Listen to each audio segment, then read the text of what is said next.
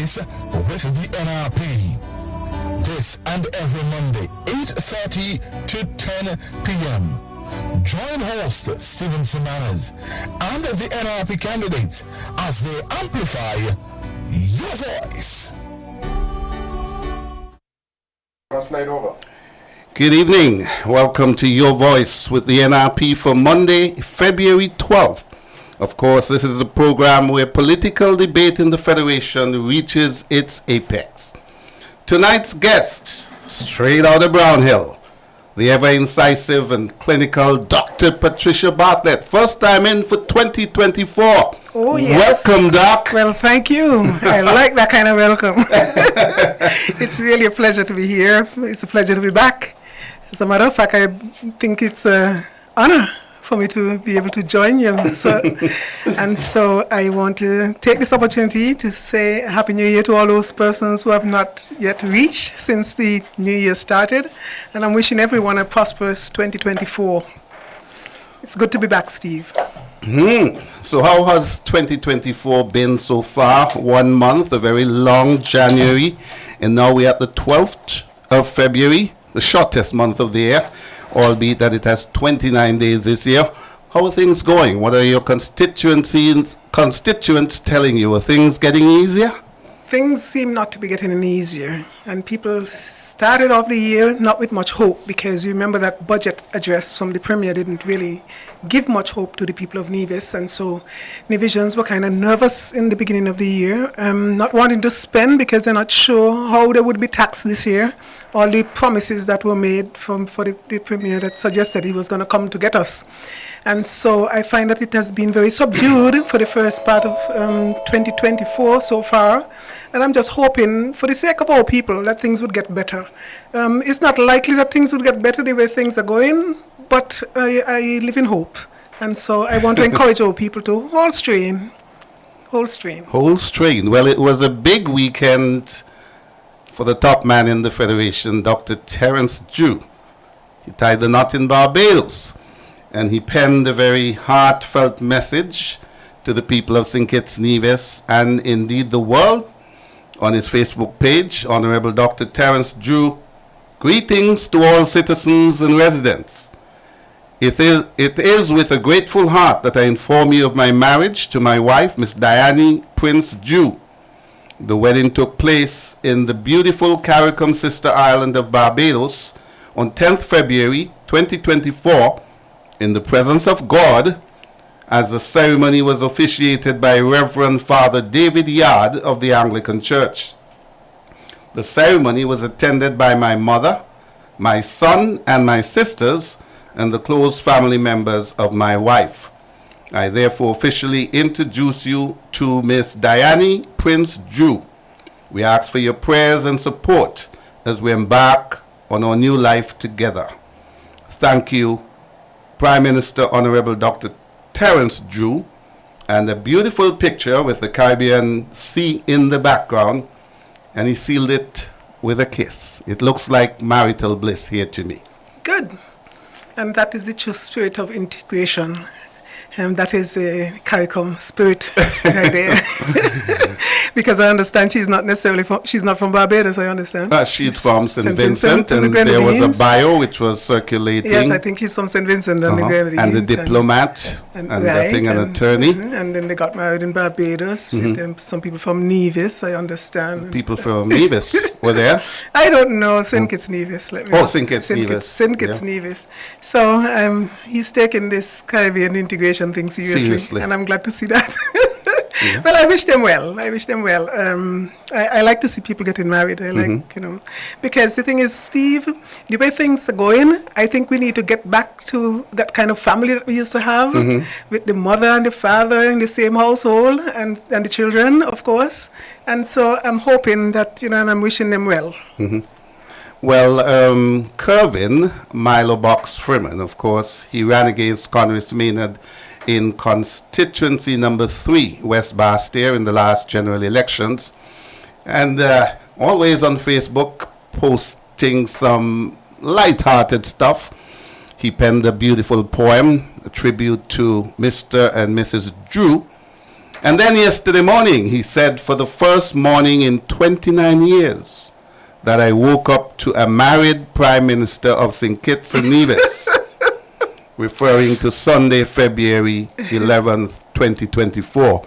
Of course, a reference to Prime Minister 2, Prime Minister Denzel Douglas, and Prime Minister 3, Dr. the Honorable Timothy Harris, both of whom never said I do. So that was punctuated by some lovely posts on Facebook by Milo Box Freeman. Good. Yes, it's good to have a variety. I hope it doesn't mean that the people who are married are distracted. Because Dr. Timothy Harris did a pretty good, decent job while he was there, and Dr. Denzel Douglas himself represented well. So, well, more comfortable they are, then I would imagine that Dr. Drew probably would be even better in terms of serving his people. Interesting footnote, the two who were married twice. Dr. the Right Honorable Kennedy Simmons, twice married, and now Dr. Terence Drew. So maybe that is... Oh, he was married before? Who's that? Dr. Drew? You don't keep your ears close to the ground. These personal things escape me sometimes. Maybe it's part of the history. Well, maybe it is, but I don't know everybody's bio that intimately. Okay. Well, that's a bit of who is married, because at this point I have no interest in like that. So well, I guess to some other people maybe that little tidbit might be important, but anyway, it's just a footnote. Yeah. Well, let me remind our listeners that last week I noticed a trend already developing of you trying to call in at 10 minutes to 10. We're hoping to complete this show by 10 o'clock. So get your calls in early, 669-7312, 766-7312, and 469-7953. Now, on the eve of the wedding in Barbados, the Prime Minister had need to make a small address to the nation. Let's take a listen. Citizens, residents of the Federation of St. Kitts and Nevis, that I come before you. The quality of the audio is not good. It's not very good. I'm hoping you can hear it out there. Business, hearing what happened today has caused me to come before you and to make this the number one priority. Hearing of the loss of lives of two innocent children in the area of St. Peter's, my community. And even though investigations are going on, we don't fully understand what has taken place. We know that two beautiful lives have been lost. And I take this opportunity to extend my deepest condolences to all of the residents of the area, to the family, and to those who love these children, and to the Federation, and to the people of St. Kitts and Nevis. This call for all of us to bring together as a people, as a community, to support each other, so that things like this would not happen in our community. I want to thank the police as well for the investigation. However, most important, let us express love, let us express appeal to those who are hurting at this time. I am personally feeling the hurt that is going through the community. That this type of occurrence should not be taking place. And while measures are being taken to ensure that they happen, nonetheless, we must all come together and be united together to protect all of us. Let love be the center, care be the center. And I finally say that as we hurt, let us out of this seek God's comfort, and let us seek His to make sure these things Again, we apologize for the quality of that videotape. As a matter of fact, he's still speaking, even though I can't hear him too well. Caller, welcome. Good evening. Good evening, Mr. Manners and Dr. Bartlett. Good evening. I just want to say that we're not hearing anything whatsoever. Thank you. Okay, well, again, we apologize for that. Clearly, Prime Minister in Barbados and... Not clearly. Huh? They couldn't hear. They couldn't hear anything at all? That's what the caller said, that they couldn't hear anything. Okay, well, we apologize for that. The Prime Minister in Barbados on Friday evening, and obviously got the news that there was a double homicide in his constituency, and maybe very quickly asked somebody to take a cell phone and do a video, dispatch it to his press secretary.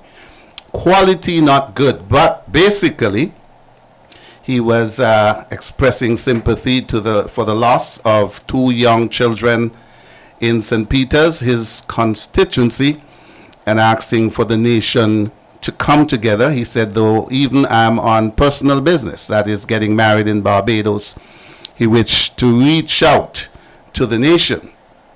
Now, when Dr. Jew, Prime Minister Dr. Jew, celebrated his 47th birthday last year, on November 22nd, 3 young men were gunned down in St. Peter's, 2 lost their lives. Now on the eve of his wedding, another double homicide in his constituency, bringing to 4 the number so far in 2024, as I said, to 4. 41 homicides so far since August 5th, when the Prime Minister took office, 31 in 2023, 4 so far, and 6 between August 5th and December 31st, 2022. Now, I know one of the topics you want to talk about has to do with crime. The new St. Kitts Nevis Labour Party in July of 2023 launched a program called Elevate. And it was supposed to replace the Alternative Lifestyle Pathways Program, ALPP, also known as the Peace Program of former Prime Minister Dr. Timothy Harris. Now, that program was very heavily criticized when the incumbent government was in opposition, and they have replaced it with Elevate. We seem to like to get into a lot of names in the Federation. It's PEP and STEP and... A lot of acronyms. A lot of acronyms. St. Kitts Nevis is a king of acronyms.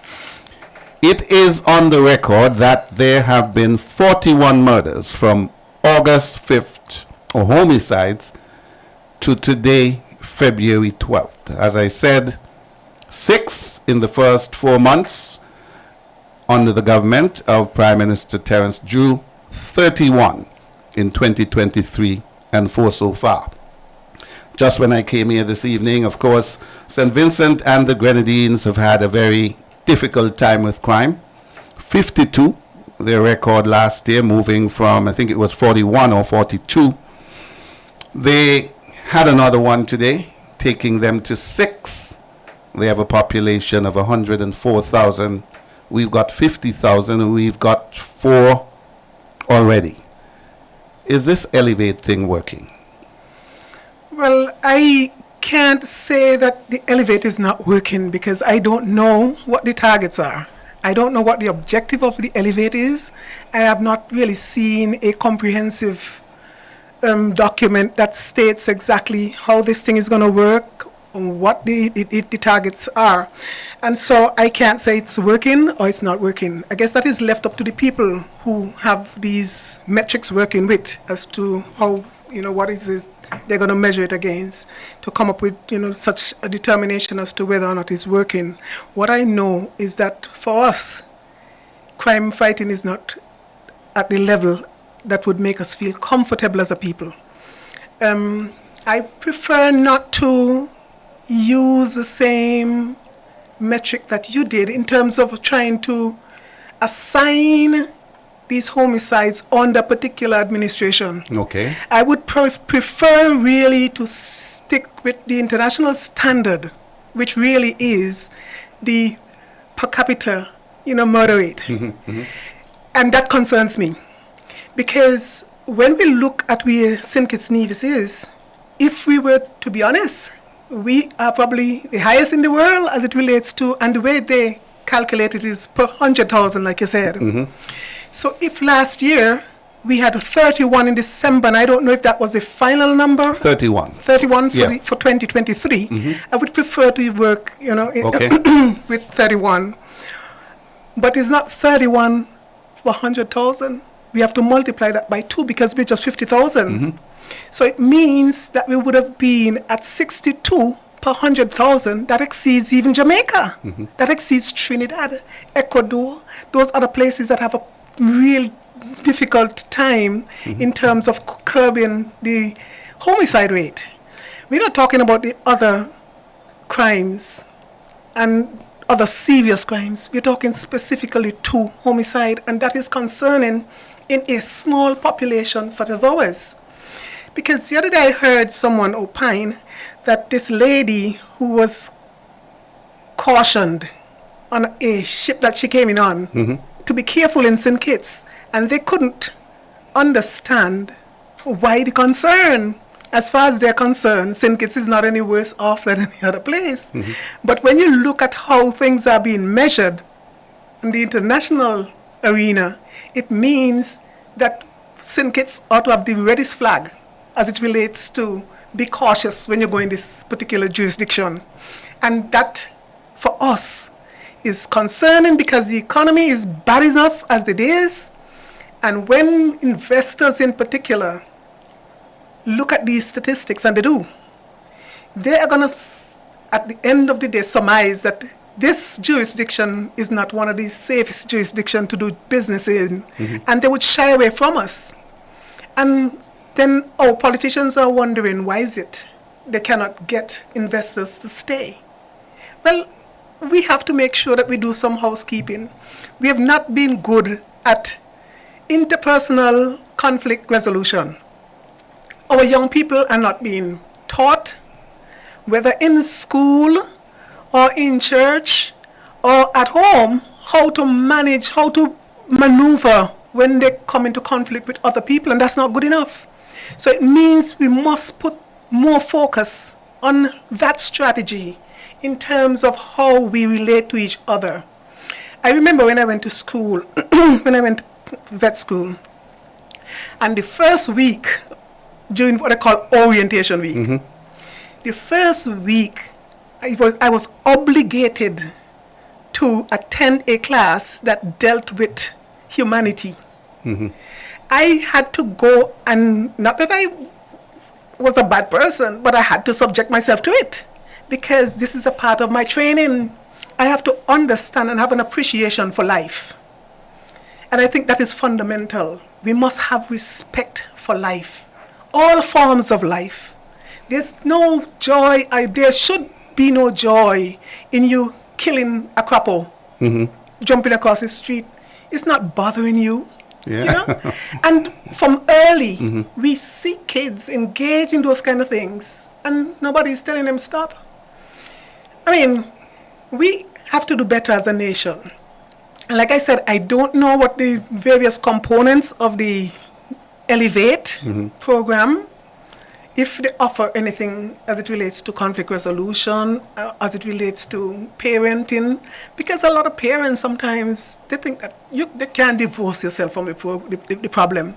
Parents have a role to play, a critical role to play, and we must support our parents. We must have programs, structured programs, that we can at least introduce to these young mothers and fathers, because they both should be taking care of the children, should be participating in raising their children. My dad didn't have to raise his hand at me, you know, my mom did most of that. But at the end of the day, every civil organization ought to have some kind of focus on the behavior of our people. Try to mold us in the way that we ought to relate to each other. And if we miss out on that, I don't care how much money you throw at it. And I think that that is one of the failings that men generally as managers have, isn't that they think that they can throw money at almost all problems and get a reasonable resolution. Mind you, throwing money at this particular problem that we've had with crime would have worked, and we would have seen it work during the years of Team Unity. We can't shy away from that. It did work. But the problem is that is not a sustainable intervention. That is not a model that we need to hold on to. I understand when it was formulated initially, it was at a critical time, but we have gone past that. We ought to have programs in place that take us from responding in an emergency situation and then graduate to a sustainable solution at the end of the day. And I think that that is, maybe the program has not worked long enough. I don't know how long it takes for us to get there. But it seems to me that we have one generation of people that you may just have to wean them off gradually, and not like we have attempted to do, it seems like. Because I've heard complaint that, since the unity change, guys have not been getting the kind of support, and I want to call it support to be, politically correct. They have not been getting the support to keep them quiet. But in the meantime, what have we done to engage the involvement of the women, the mothers? Because, incidentally, when this I first heard about the peace program, that was on the same weekend that a group of us would have met. And we were trying to form a group of mothers for gangsters, if I can use that term without it offending anybody, but I just want to be able to relate to everybody. And so we thought that the way to do it was to get a group of mothers, get them to do the reconciliation, get them, because they're the ones who cry the most. They're the ones who suffer the most, the mothers. And then you have all these young children. And I was looking at some statistics the other day, where Social Security in the last actuarial report had quoted some numbers of children who were dependents, survivors. And I'm like, at this young age, and you started to do the math. Nowadays, it's people over 40 not getting children, usually people younger. And so for these kids to be survivors, and be getting survivors' benefits, it was alarming to me. Wow. I'm waiting to see what is going to happen, what is, we're going to see in the next actual report that comes out, because it seems like that is the only place I can get data nowadays on us. But crime and criminality is a problem. But what we as leaders in the community have to start to understand is that example set is example followed. We can't think that white-collar crime is okay, and then think that the people who are less minded to wear white, that they would behave, well, out of character, because that is what you're asking, So we have to be careful. And when people go against the law or do things that contravene whatever the law is for us here in the jurisdiction, all of us ought to be brought to account the same way. You can't have one measure for one family and another measure for a different family. If your son is caught with a gun, he may get off. And mine caught with a gun, and he may have to spend 20 years. With those kind of things. Selective justice. You can't have that because it's a small community. And the thing is, if you don't get justice in the court, and that is what happens sometimes, people don't get justice in the court. Hold your thought there. Let's take this call. Good evening, caller. Welcome to Your Voice with the NRP. Yeah, good evening, Steve, and good evening, Pat. Hi, good evening. Good evening.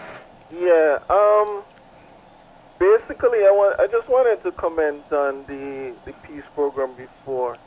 And all I would say that I think it was a real terrible idea. And I believe that all it did was basically put a plaster on a stinking sore that our federation had. And that is all that it did. It covered up what was there and basically did not get to the root of the problem. And that's the problem that we are facing today now, because it's not continuing. The plaster has come off. You know, when some people wear plaster too long and it just starts come off, that is what is happening today. But it's all because that the previous administration did not seek to identify the root cause of the problem and actually fix it. And that is what the nation now has to do to actually alleviate and mitigate these violent crimes that are happening in our society today. And that's what I think. They have to look at going into the schools. They have to look at even the cost of living, finding jobs for people, getting people to work, and trying to rehabilitate people who are in prison. And they need a multifaceted approach to actually dealing with crime and also prevention. There's a lot of things that need to be done, a lot of work that needs to be done, but you can't put a plaster on a sore and expect it to heal. And that's all I need to say tonight. Thank you. That's a mouthful, caller. Thank you. Thank you very much. Pat? Yes, thanks for that intervention. Indeed, you can't just put a plaster over a sore and expect that it would heal uneventfully. The thing is, and that is why I said I had no problem with initially introducing something to stop it, because you have to know when to apply what. Mm-hmm. And I think at that time when it was introduced, I thought that it served the purpose, because violent crimes went all the way down. Mm-hmm. It was low. It was up to us to continue to do those things, the other things, that at the end of that period of introduction, then we could have graduated, gradually.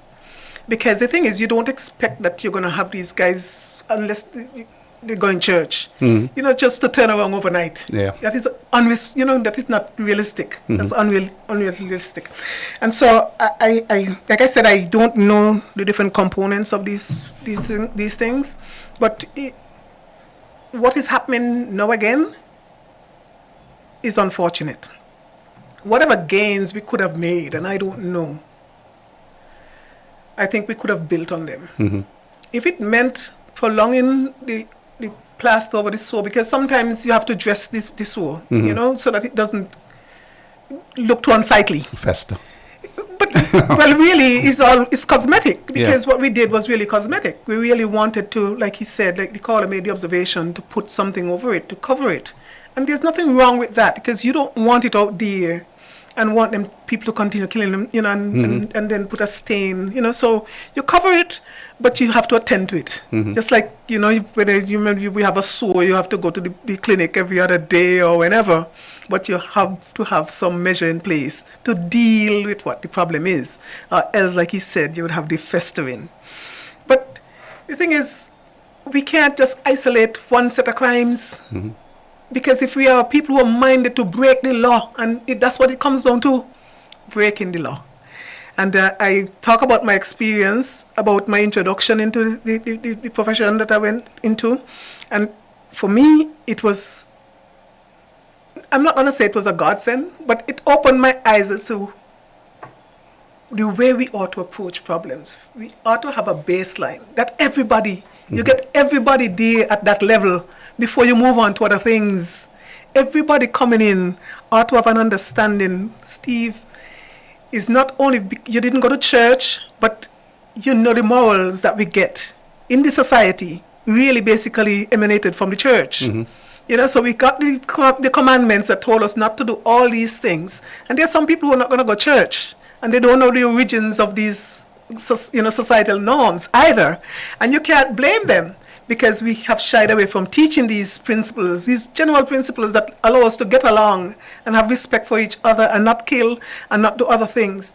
And so we are now teaching our kids basically to go out and do as you feel like. That is the kind of society that we have, I mean, some people say that, and I don't want to use that term because I don't think that it makes sense. They're saying that the culture is changing, and I don't want to use the word culture, but there's a coarsening in our society that I think that we must address. When we used to go to school, we had to be going to once a week. They had, church in classes. You remember those? And we had civics too. Right, and we had civics and all those things. And we have kind of shied away from teaching certain things in school now because everybody is so sensitive nowadays about religion and those kind of things. And you have to apologize, it seems like, to be a Christian nowadays, or to have Christian values, or believe in Christianity. And so it's sometimes the most vocal people are the ones who I think are contributing to what we are seeing nowadays. I mean, there's this course I remember when we first started to get responses back from the general public as it relates to social media. Anytime you had a murder or something, you would see people sending pictures of whoever the deceased is and say, oh, so you know who the person is. Nowadays, it's so commonplace. It seems that people don't even do that because we've reached the level of desensitization now that you have kids running over and looking at the dead and it doesn't bother them. Remember the days when you didn't want to see the dead and all that? Because people have been, desensitized. We see a lot of that. We are bombarded by that on TV, and there's no counteracting force in the community to balance out what we're seeing, put things into perspective, and help younger people to deal with these kind of issues that they have to sort through. And so for them, dying is not a big deal. Even guys who are themselves vulnerable, they would tell you that on the street. I don't have anything, to lose. And with that kind of mentality, we have to make sure that we love our children. The Prime Minister and his cabinet holds their press conference tomorrow morning at 10. Prime Minister Jew, apart from telling us about your rendezvous in Barbados, tell us also about Elevate. Dr. Patricia Bartlett wants to know the main components of that. And I must admit, I'm not clear myself. So we look forward to that tomorrow. On the evening news this evening, the new ambassador to Barbados and the Eastern Caribbean was shown in Grenada, where he presented his credentials just recently.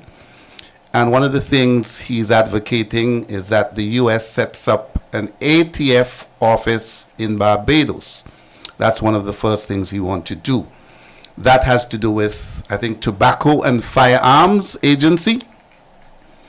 We hear in every debate here that St. Kitts and Nevis do not manufacture guns. They're coming from outside. Have we engaged the United States enough, since we know that that is where the guns are being manufactured? And in Nevis, we've been hearing for an eternity. And we're going to set up a Coast Guard base on Nevis. We're going to get a Coast Guard boat. I've seen absolutely no movement on that. Well, they have Coast Guard boat in St. Kitts, and you're still having guns in St. Kitts. Yeah, but it lends to greater coverage. Of course it does. Fair share. Of course it does. But you see, the problem we have had is that we sometimes enter into these relationships with international organizations, and really we are serving their self-interest and not ours. Because for years we've been running around, using our resources and helping them to fight drugs that would have just been passing through here on the way to their territory. And we've spent a lot of time and energy doing that. And at the end of the day, what is the problem for us? That is not the problem for us. But they have lent very little support to us keeping guns out of here.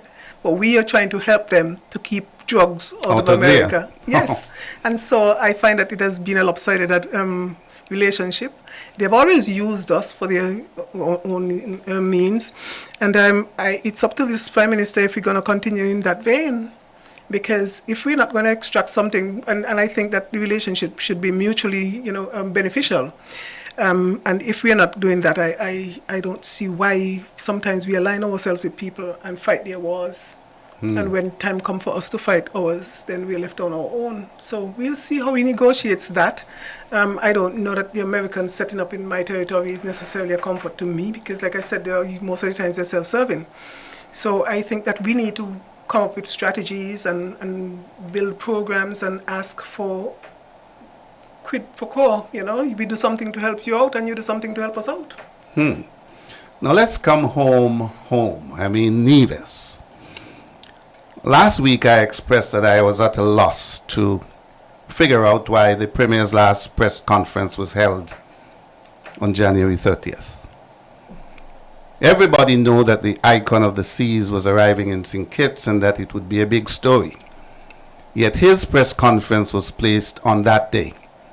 And it is my considered view that he knew he had no new stories to bring. It was just to tell it that the hospital could start before June. And even though he's always calling for headlines, the media crew is dwindling. 2 persons only for the last several press conferences. But I discovered another reason, I think, why he didn't want to come to us. There was no good news.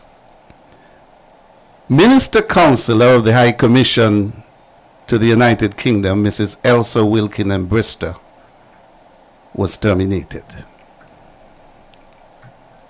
Premier came to us towards the end of the year and in great glee told us that she had been voted by her colleagues as a 2023 CARICOM Diplomat of the Year. He was very proud of that. He said that is something he advocated for in the Charlestown Accord. So I went looking for that long forgotten document. And there it is, number 6 of the 17 tenets.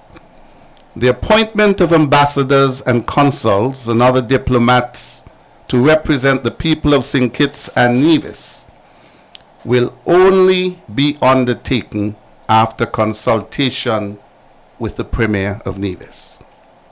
Of all the tenets in the Charlestown Accord, that is the one in which he felt he had gotten most success. He was very proud of having Nevisian diplomats placed around the world while he was Minister of Foreign Affairs. That plan is being dismantled. Let's read a letter which Elsa Wilkin and Brister wrote on January 29th. That is the day before the last press conference. Dear colleagues, I write to inform you that my tour of duty has come to an end at the St. Kitts and Nevis High Commission. It was an absolute pleasure working with all of you, and I've enjoyed our robust discussions and creative projects. While my official duties have concluded at the St. Kitts and Nevis High Commission on January 22nd, 2024, I am still available to meet socially before I depart the United Kingdom for the sunny shore of St. Kitts and Nevis at the end of March. I would like to take this opportunity to invite all of you to join me in St. Kitts and Nevis for some much needed sun and fun. Thank you for your support and for the wonderful memories we created together. I can be reached, and she gives her Gmail account. Now, as soon as the government changed, Everson Hull of Bath Village, he was no longer OAS ambassador. Last year, Sherry Joss, of her own volition, resigned as the High Commissioner to Canada. And now there's Elsa Wilkin. As I said, I see a dismantling of what the Premier said he was extremely proud of Nevis being equally represented among ambassadors around the world. So I have 3 questions, and I'm sure you have a few. Based on the Charlestown Accord, was there consultation with you, the Premier of Nevis, before Elsa Wilkin was terminated? Was this matter raised at the joint cabinet meeting at Four Seasons? I saw the new Foreign Affairs Minister extending his hand outside the Four Seasons and pulling the Premier in for a nice bear hug. And laughing at him, say. Laughing at him, that's how you because interpret he it? knew he was going to dispense with the same, appointees that he would have made. And if you raised the matter at the joint cabinet meeting, which you said was frank and forthright, what was the response from the federal team? I don't know if you knew, but Elsa Wilkin is no more. She is on her way to Nevis. Before her, as I said, Sherry Choss, who is a sister of the Cabinet Secretary, Stedman Choss. And of course, Mr.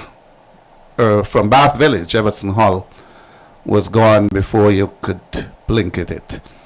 The Premier would like us to think that nothing has changed.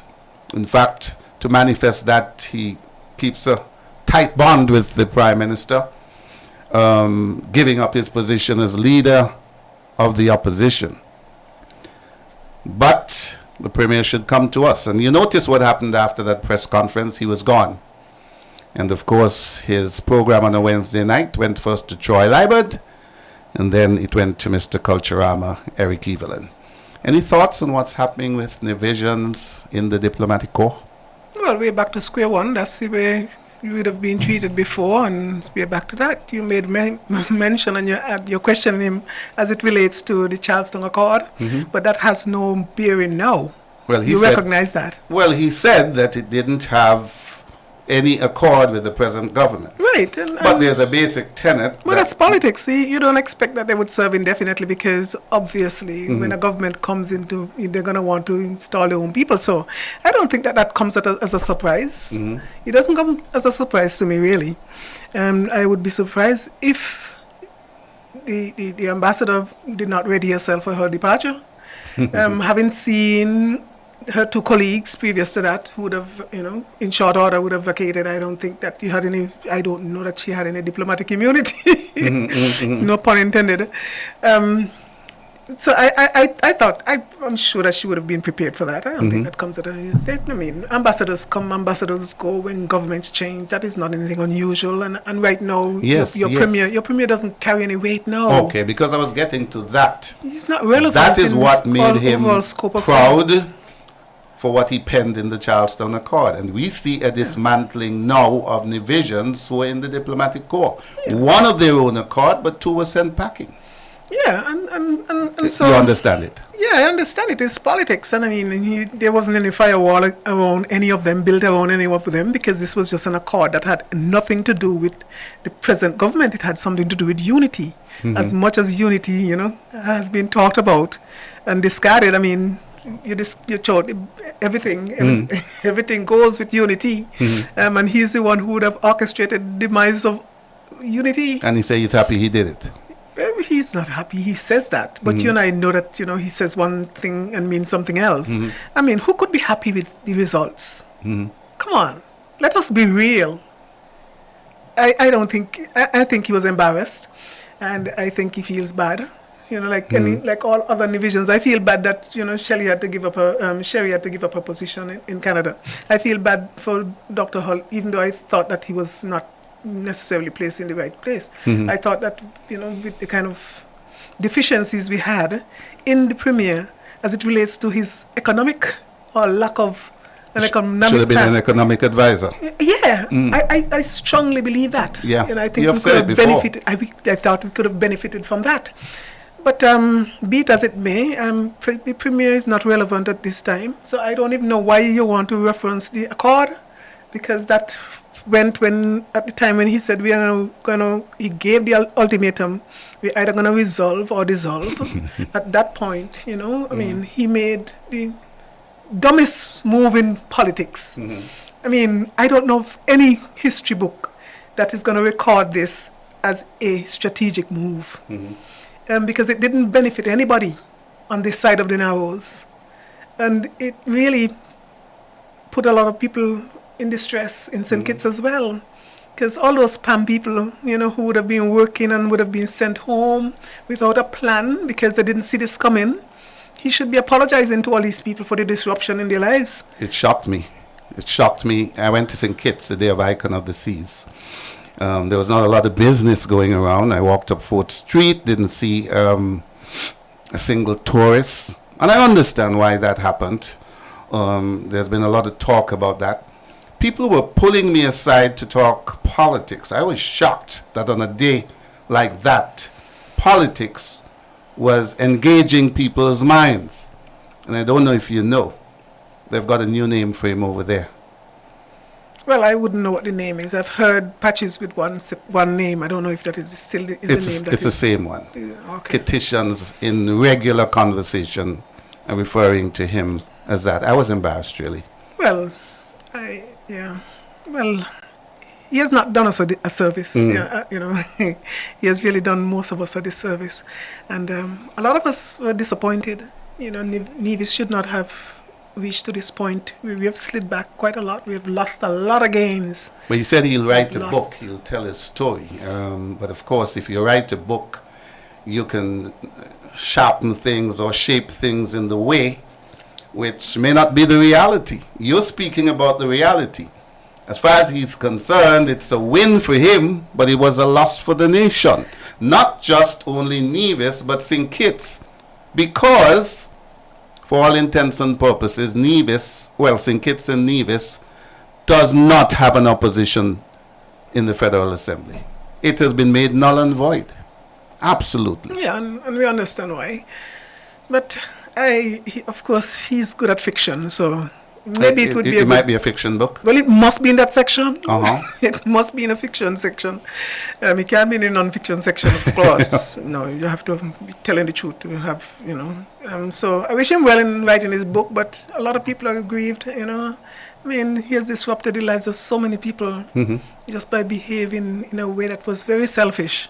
Those kind of decisions without thinking about the repercussions, without thinking about what is going to happen to these people who we have sent overseas to represent Nevis. Look how we compromise all of those positions. What is going to happen to the leverage that we had in the cabinet, in the federal cabinet? We have nothing now. We have no voice. I mean, he was always in the yard, based on what he said. But at least, if he wanted to, if he was so minded, he could have joined the conversations in cabinet over in St. Kitts on behalf of the people of Nevis. We didn't really see him move, too many, resolutions or anything as it relates to Nevis and what's going to happen over here. And so, I don't know. The sooner he leaves the scene as it relates to politics in Nevis, I think the sooner we would recoil from it. Because the situation that we're in, I don't think is a tenable situation. You can't be in the man's house and cussing him and still expect that he would feed you. And that is what we have been subjected to. So you're talking about being a opposition leader. Well, opposition leader? Yes, he's the leader of the opposition in St. Kitts. By word or in deed? By office. Yeah, he has been appointed as the leader of the opposition in St. Kitts in the federal parliament, and that is. That is. That is what we have accepted. The fact that he's not playing his role is a different matter. Yeah. To put it lightly. But no, we expected better. We're not going to get anything else out of that. And I think that the reason why so many people are upset at him is that the economy is in a bad state. There's very little hope. And then for him to sometimes try to downplay everything, not offer any hope, not offer any strategy as to how he's going to get us out of the morass we're in, I think that adds to the resentment, that we I mean, sometimes it's almost palpable, sometimes you're talking to people and, the kind of rage that comes out, sometimes it's surprising. And some of the people coming from as well, it's surprising. We're going to move to some happier topics in a moment, but what you said just now gives me a good opportunity to segue into something to do with the neighboring Caribbean island. Of course, we know that Grenada recently, last week, celebrated its 50th anniversary. Of course, they were the last country in the OECS to become an associated state, and the first to become an independent nation on February 7th, 1974, under Prime Minister Eric Gairy. I read an article today. Grenada PM unveils Vision 75 roadmap for country's future prosperity. It says the development plan, which is dubbed Vision 75, was unveiled on February 5th, 2 days before Grenada celebrated its Golden Independence Jubilee. Prime Minister Dickon Mitchell told a packed audience Vision 75 is a continuation of the 2035 National Sustainable Development Plan, which was drafted by Grenadians under the previous administration of Prime Minister Keith Mitchell. It had setbacks, COVID-19, and then the 2022 general elections, which brought the current government into power. Prime Minister Mitchell noted the development plan was a good policy that represented the views of Grenadians and should not be sidelined due to petty politics. Grenadians' development over the next quarter of a century will be streamlined under the pillars of health, education, agriculture, energy security, and society. I found that very instructive. Now, Prime Minister Terence Drew was a guest at the independence celebrations. Premier Mark Brantley, we understand, was there. So both our leaders were in the Spice Isle. Now, here we have Grenada operating on a 25-year plan, and they had one before that.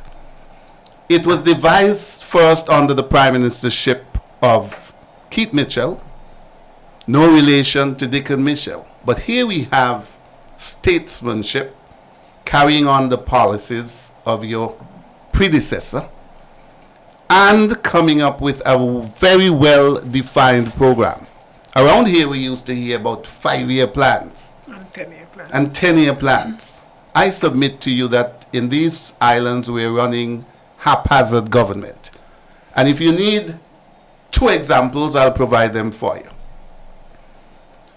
This government in Nevis has proudly said it has 7 housing developments going at the same time, but yet has made no provision for water. The Premier said he gave his marching orders to Spencer Brand to put water into the system for Culturama. And like I said last week, if he succeeds in putting this amount of new water into the system, I'll call for a medal to be given to him. We have Indian Castle, which uses potable water, while last week we had callers telling us there's no water in St. Thomas's Parish. The Premier said at his press conference that we're getting less rain, and all of us know that rain, most of it runs down to the sea. Kindergarten children know that. But to help the farming situation, there's not been any provision of water, harvesting water that's running down to the ocean. Speak to the fact that in Grenada there's statesmanship, one leader following on the heels of another and carrying through with policies, and that they are looking long term as against the haphazard approach to government we have here in St. Kitts Nevis.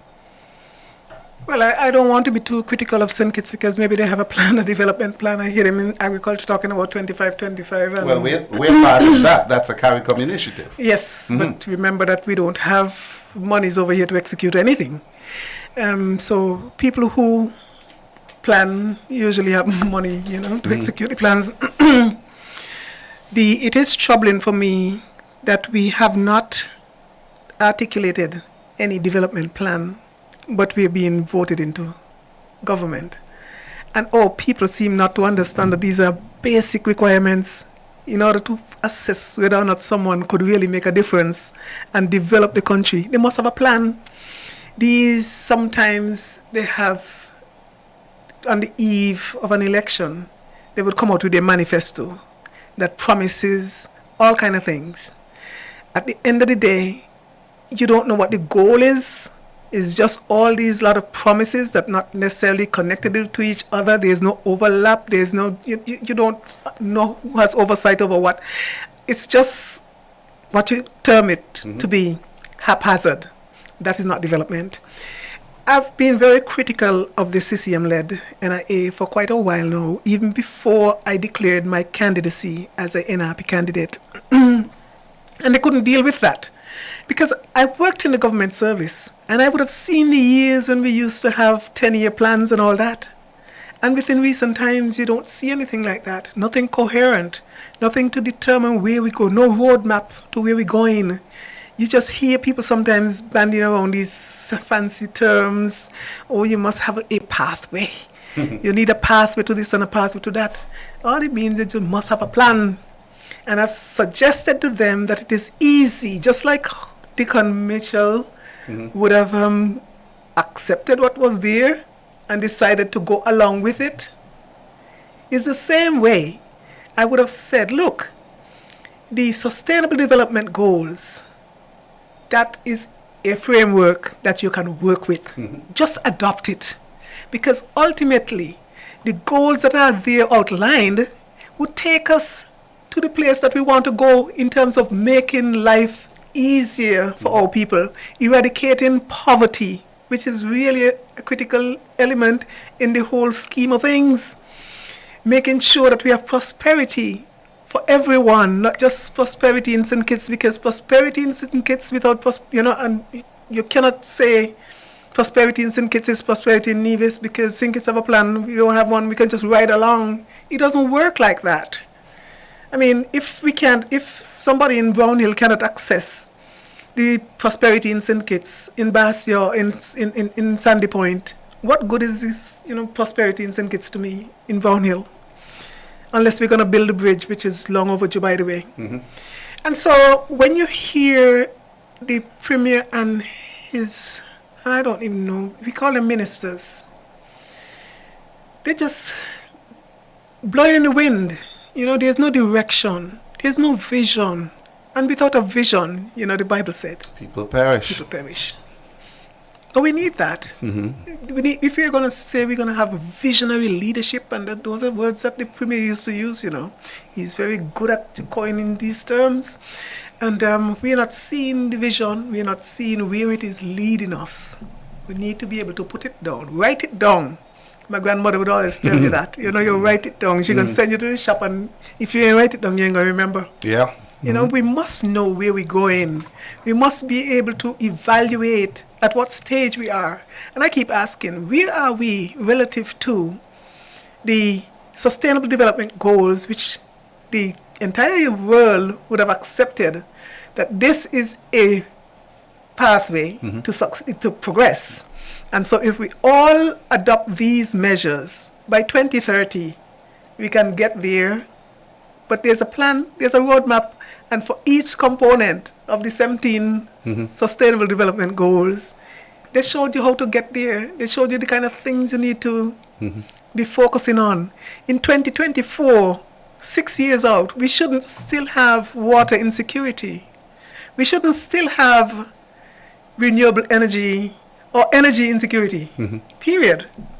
We should have gone much closer to where the goal is, rather than, but we're not even seeing where our starting point is. Where's the starting point? It's the athletic season now, so we should find it. But you see, that's just it. We're just running a lot of projects and, without any overall plan in place, and that is not sustainable development. Yes? We can't be operating like this in 2024. Making a mockery of governance, making a mockery of administration. And Nevis is an administration over here. It's like, what is the sense of having an administration over here if you're not administering anything? 9:30, which means we've got another 30 minutes, and so let's segue again. Culturama 50. By the way, I hear people like the minister and my friend Abo saying C50. What poor branding. Culturama in 1974. The word was coined by Earl Bonkamper, who's all the way in Finland as a teenager. We don't want to see that diminished to C50. C could mean cricket, it could mean cobra, it could mean, what else can it mean? Let's maintain that unique name that we have, Culturama. Maybe at this point it probably is a misnomer, because culture, there's no culture in this activity that they're having nowadays. It seems like we have moved away from what the objective of, I think, festival. Well, let's say, it's more like a carnival now, so maybe Simeon's carnival. I don't know. well, maybe Because cultural- I'm hearing people saying how the culture is evolving. Even the premier I'm hearing, like, if culture is evolving, I mean, what are you talking about? If somebody decide that a clown suit, they should wear a regular blouse instead of the clown suit, I mean, how does that, that indicate that culture is evolving? So what's your assessment of where we are? Middle of February, Culturama, I believe, is officially launched somewhere in June, so 4 months off. Do you like what you're seeing? I'm not seeing anything. What do you mean? I am not seeing anything. I heard somebody said that these were the core activities. There's a first wave and a second Oh, wave coming, the like the waves. music festival. We had a lot of waves out in the waters But- last week, Yeah, but disrupting boating. Yeah, huh? but if it's not reaching me, I mean, it hasn't touched me. I haven't seen, and someone made the observation that, the same activities, they're the same activities. I told JD last week I was walking through Valley Mart and I met a queen. I'm trying to figure 1998 or 1999, somewhere around there. And so I engaged her and so on, and she said the same thing. I'm not feeling it. I said, aren't you going to walk the stage? She said, and I had to encourage her, tell her maybe close to the time you'll feel it. You know what my concern is? You worked in culture. Well, tell us what your concern is. Well, yes, I worked in culture. I tried to work with the people who had there, but they were not ready.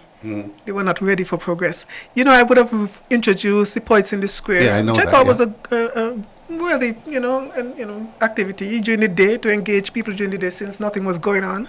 And, for the whole time that I ran that thing, I never saw one minister. Last year, the ministers were in the square I remember, yeah. reciting poems. They never even came by to support, and likewise the person, at the secretariat, the person is young. I was like, they're not serious about promoting these kind of things. We had opened the art museum, so people can go in, and then that kind of thing. And I didn't see the kind of support there. These are things that I thought were vital to the culture and keeping the culture alive, and instead of talking about culture evolving, So my concern, though, Steve, is that as much as we would want this event to be a blockbuster type event, my concern is that the monies are not there. I don't know if we're going to get maybe some injection of monies from maybe our partners in St. Kitts. I think maybe this might be a good time for Dr. Drew to, be benevolent, I think maybe this would be a good time for for him to send over some monies to help us with, culture. I agree. So I'm hoping that maybe the Premier would have, had some discussions with him, and he's minded to support us for C50. Because usually, for your 50th anniversary, people usually go all out. But I'm not seeing it yet, I'm not feeling it yet. But I'm encouraging people to come home. As a matter of fact, we have a group, Friends of Nevis, and we have this raffle that we're going to launch shortly online. And really, we are targeting the people in the diaspora, and we are giving them an opportunity to come home for Culturama. Not everybody might be able to afford a ticket, to come home. So the raffle, we're going to have a raffle, and the raffle is going to be $20 in your currency. So if you're in England, if in Pounds, the UK, we're going to say sterling. £20, right? If you're in the US, it's 20 US. If you're in someplace in Europe, we're going to say 20, whatever they call it, euros. And in the USVI, those places like that. And in Anguilla, I think maybe they do US and EC. both. Right. So whatever it's going to be $20 for your local currency to enter the raffle. And then what we're going to do is we're going to make sure that you get a return ticket. So you come from the US or UK or wherever, and you come to Nevis, you have a good time. We make sure that we give you 2 tickets for the adult shows, the contest, the adult contest. Well, I think we should do for the kids as well. But anyway, that is something that we're going to get sorted out shortly as it relates to. But we're going to give them a bunch of tickets too, because we don't just want them to come home. We want them to participate. We want them to really savor what is going on, go out, have a good time in the night. We really need that. We really need our people to mix and mingle as much as we can. We need to promote that kind of socialization that I think has been lacking for a long time. And it would be a pleasure to host our people. We won't be able to give them accommodation because we assume that if you're coming home, that means that you have some place to stay. So we didn't go, through that to try to get just a hotel, because that would be competing with other people who really may not have homes here, right.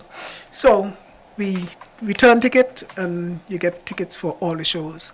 And so we are asking people to participate. We really want to make sure that it's a good one, and then who knows, maybe we'll make it an annual thing to make sure that every year the Friends of Nevis would be able to bring home somebody to participate. We don't just want people to come home when it's time to vote, but when we have our social activities, we want people to really come and engage in all the activities that we have.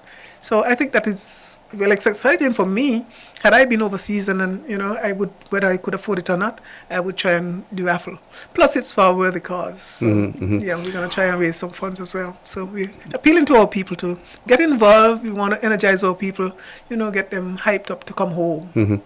You did say it's not just at voting time, but you must be aware the incumbent is not going to use this as all culture and spree.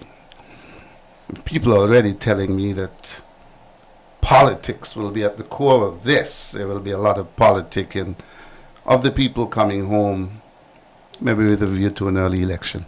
Yeah, but the people coming home by now have been sensitized to the fact that this present administration has done nothing for Nevis, and not likely to do anything for Nevis. Can't move Nevis, can't move the needle.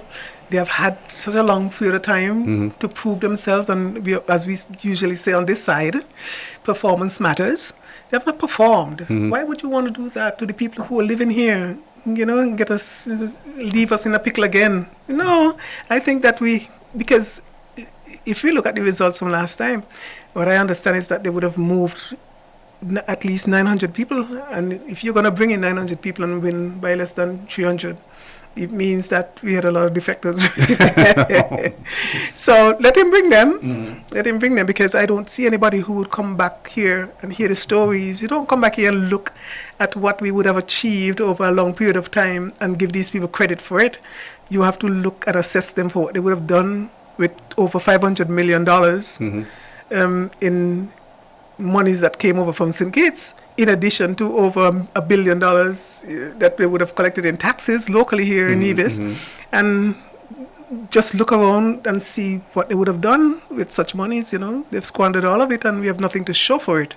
And so I think the people coming home, they're smart people.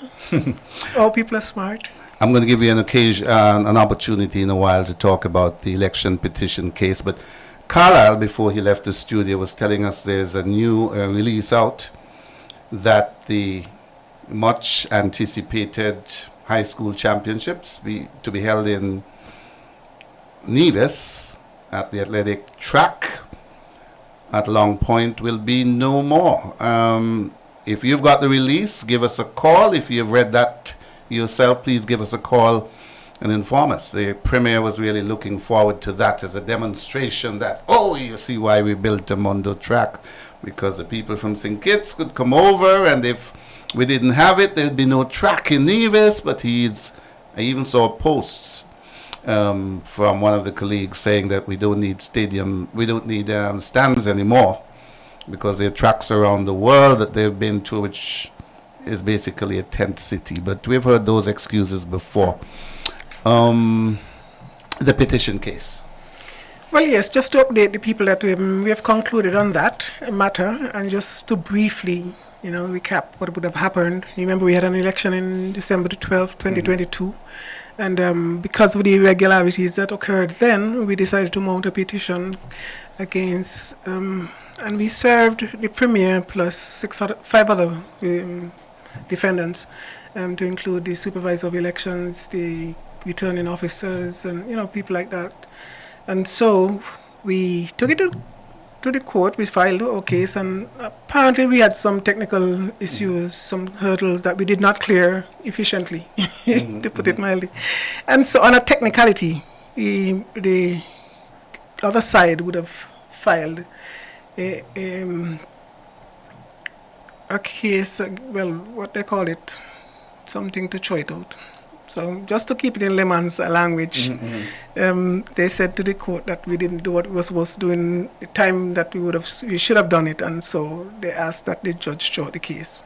That's how we colloquially, deal with that.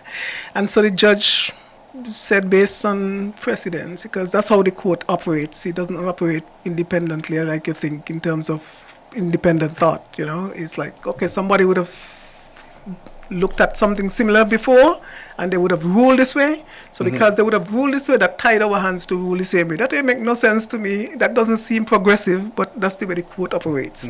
So based on their submission to the court, they said, look, we want, and the court agreed with them.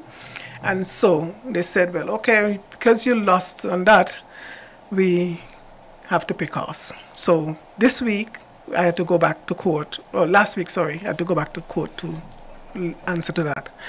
But what I need our people to understand is that this was not a frivolous case that we had brought, and it was not thrown out on the merit in that we were making claims that we couldn't substantiate.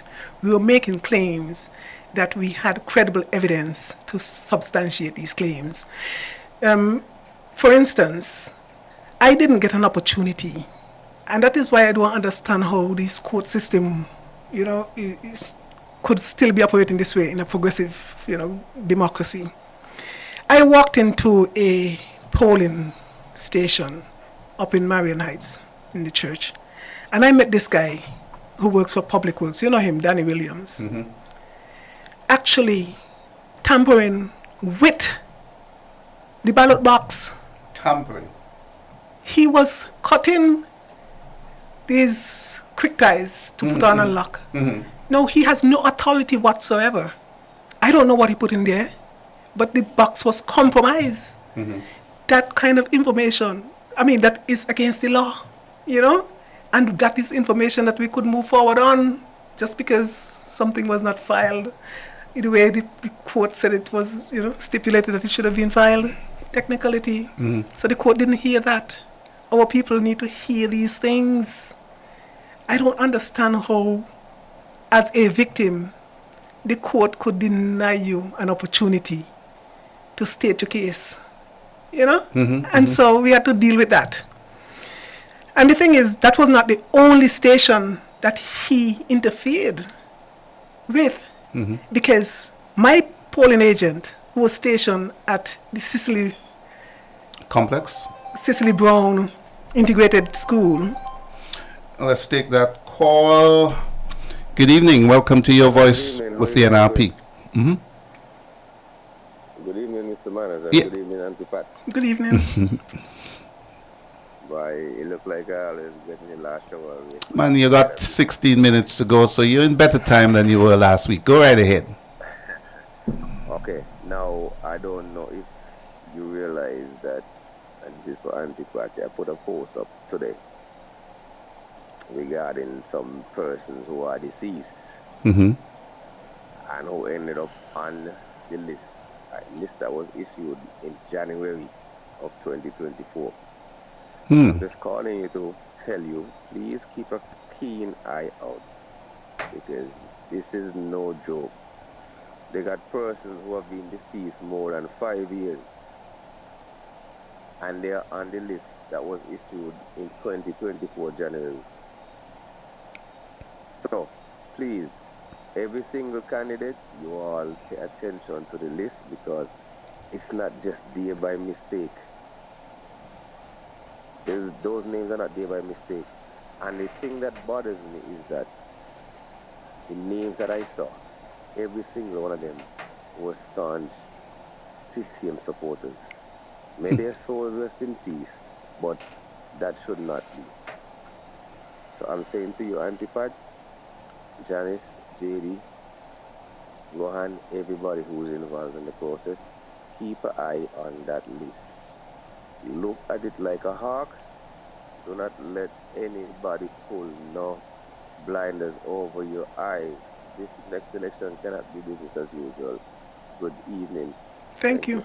Thank you. Thank you very much. Yes, I did see the post, and yes, Yeah, we are mindful of these things that happen. You know, it's just to frustrate the process, and it's just to perpetuate the kind of. It's the same thing that we went to court for. You know, the irregularities. You know, because some people can't win unless they cheat, and so you understand why sometimes you can't get them move because they're all corrupt and they have a cohort of people around them, and they may not, you know, because it suggests that maybe they're going to disband this, you know, this cohort for next time around. Chances are it's the same set of people they're going to use. But anyway, they have a gang because that is just it. That is the gang mentality, because everybody have something to protect because they want to get to the government coffers and they want to be able to dish out the monies like they're accustomed to go and cut down trees and put in some exorbitant fees. I mean, it's a network of corruption that goes on there. And so I was saying over at Cicely Brown Integrated School, you know, especially just Blue Prospect School right there, my polling agent there would have reported. And We've got another caller. Good evening, caller. Welcome to Your Voice with the NRP. Good evening, Steve. Good evening, Pat. All right, good evening. Good Friday here. Welcome. Yeah, for the new year. Same to you. I've been listening very attentively for the last few minutes and discussion there about what happened at election time. And you know, I agree with you, Pat, something is very funny about the law and the court. And I can go back to our time when we had some strange behaviors with the court as well. Something is not right. Something is not coming over in the right way. When you have a serious matter of in tampering and all you can deal with technicalities, it is crazy. And I'm quite sure that in places like England and other countries, they have gone beyond that, even in the Caribbean. That you must be heard. The matter must be heard. So I don't know what old-fashioned court we have here in Trinity Union, but that is what we have. Now, you know, you spoke about the interference with the baptism. And the young man just called me, and I know he already spoke today about the list. Let me tell you something. This is very serious, eh?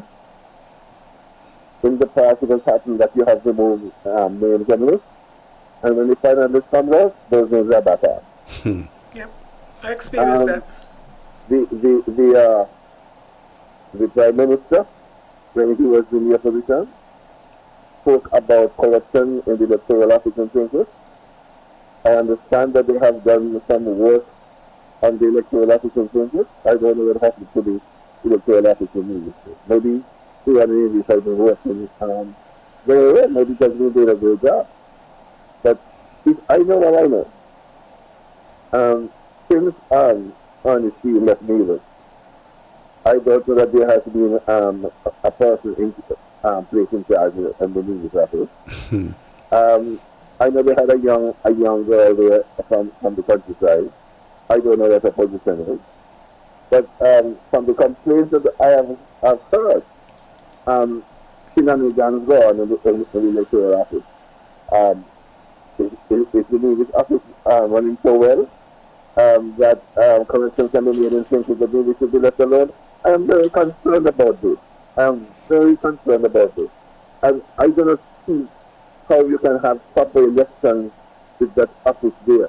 And I really would like to call on the Prime Minister tonight to keep his chance to do something about the electoral office, not only in Trinity, but in Nevis. I don't see how much, I'm going to say this in a few, I don't see how much the opposition seems to be in the pocket of the government in Trinity. I don't see how much you seem to have collusion between the Premier of Nevis and Trinity. Because the whole thing is nonsensical. Mark Van is Premier of Nevis. Dealing with the matters of Nevis. Mark Van is leader of the opposition. Does that make sense?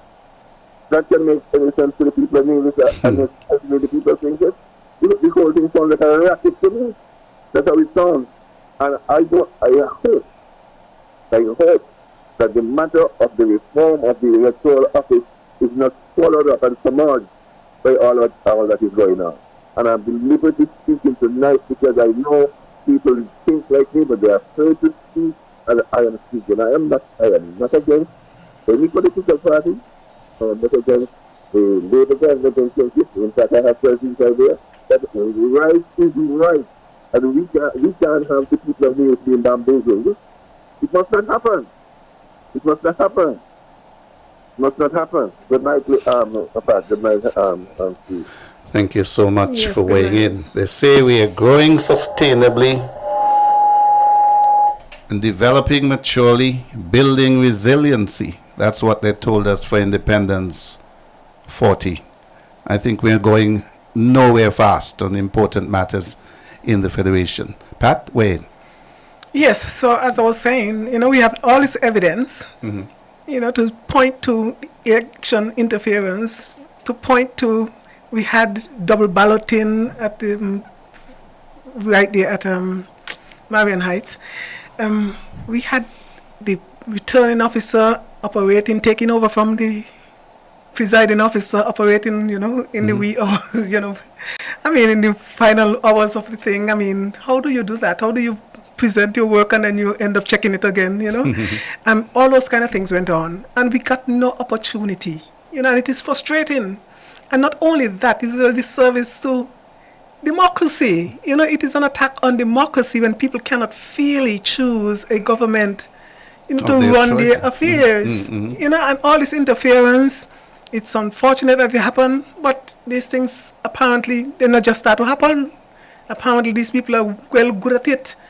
Because when I got this story about at the Cecily, at the integrated school and what happened there, it was early in the morning that Danny made the attack.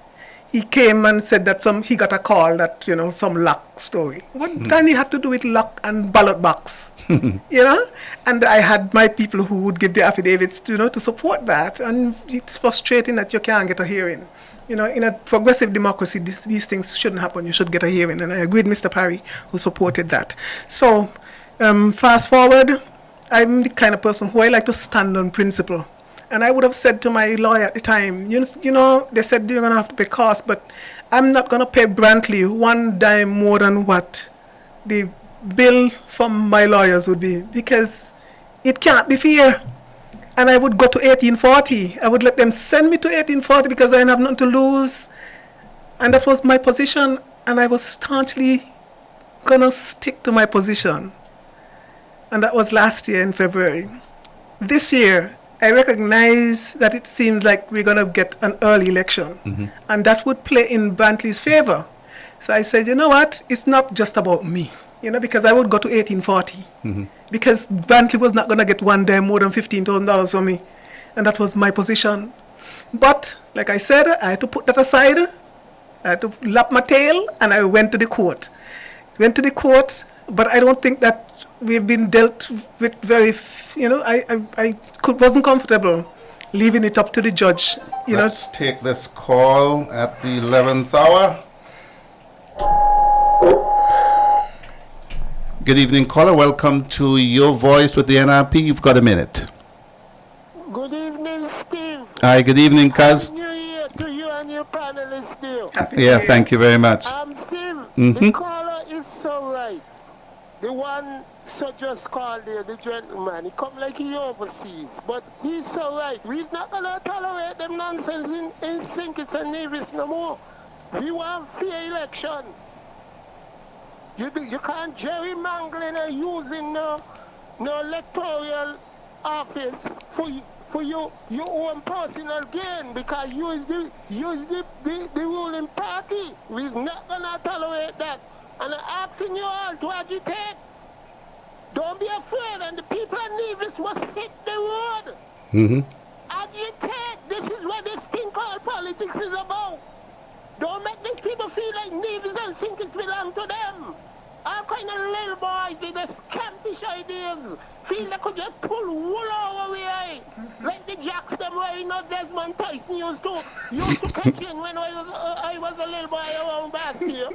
You understand, Steve? We're not going to tolerate this nonsense.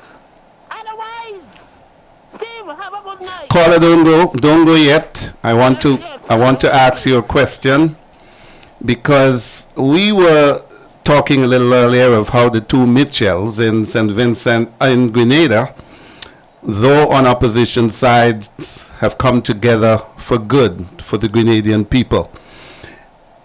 During independence, we were promised that the Christina Monument in St. Kitts, it was part of the official program. Had that monument ever been commissioned? Yes, he done commission, Steve. When was that? To the back of the treasury? We know it was built. Was there an official ceremony to commission it? No. He never get to do the official ceremony. But it was part of the independence Now we look like true. The government changed. The vagabond people them down Church Street look like they want to make it like people go down there and vandalizing. Wow. I saw some youths the other day down there, Steve, in the back of the thing, riding bike and the nice style them where Steve, something wrong with the people, you know. Lawlessness. Yep. Lawlessness in St. Kitts and Nevis taking over the country, and we're going to fight it head on. We're going to fight it head on. Thank you. We ain't come up so. Steve, I want to say good night to Blackheart and Rasta Munto. Mm-hmm.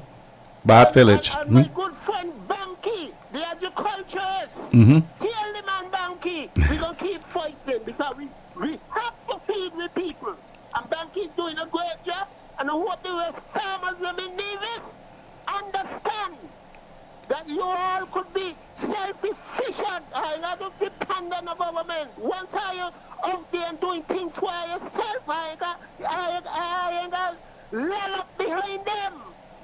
Make you $1 and show them you ain't got to run behind them for favors. Steve, have a good night. And I'm looking for NRP, the young lady there with you. I'm looking for her to rally for the poor people in Nevis. Because we're going to do it right down here in Boston. Thank you very much. Good night, Steve. Yeah, thank you very much, caller. We've got 2.5 minutes, Pat. How time has run out of we've run out of time. Okay, well, I guess we would get into the nitty-gritty of the election petition update next time. Well, thanks to everyone who would have tuned in tonight. Our first time back, well, my first time back for this year, and I'm looking forward to being back again next month, which would be the second Monday in the next month. So I'm looking forward to that. In the meantime, I just need our people to go out and support the sports, because this is sports season. I don't know whether, like I said before, that these meets are going to be, or the inter-high meet is going to be in Nevis or whatever, but we want to welcome our people from St. Kitts if they're coming over, and if we have to go down as we are accustomed to, I would expect that we would go down, participate. It's all about the children. It's not about necessarily how the adults feel about these decisions that are made and the basis for making these decisions. We just have to support the children and hope that the adults would get it right at some point in time. Well, thank you very much. We're at the top of the hour. That has been your show, Your Voice with the NRP for Monday, February 12th with the incisive Dr. Patricia Bartlett. Thanks for listening. Thanks for calling. And make sure you're with us next week. Goodbye. Your Voice with the NRP.